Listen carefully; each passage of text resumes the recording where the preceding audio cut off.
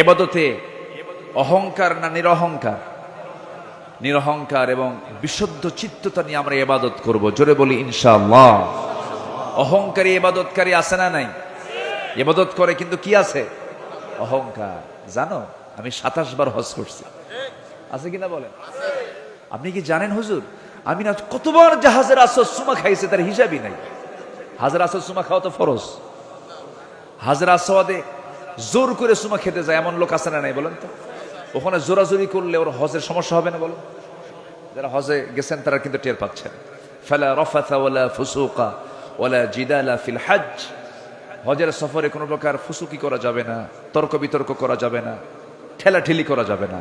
তো ওই হাজার আসওয়াদে, হাজার আসওয়াদ কয়টা? পাথর কয়টা? আর সুমা খেতে যায় কয়জন? তাহলে ওখানে গেলে যদি আপনি কতবার যে সুমা খাইছে, মানে ও মারামারি করছে জীবনে বহুবার। কি কথা কি বুঝতেছেন? এগুলো হচ্ছে দেখানো আর ভাব, কি বলেন তো, ভাব, অহংকার, এগুলো করছি আমি। এই সমস্ত ইবাদত আল্লাহর দরবারে কবুল হবে না। বিশুদ্ধ চিত্ততা নিয়ে আমরা সকল কাজগুলো করব। জোরে বলি ইনশাআল্লাহ।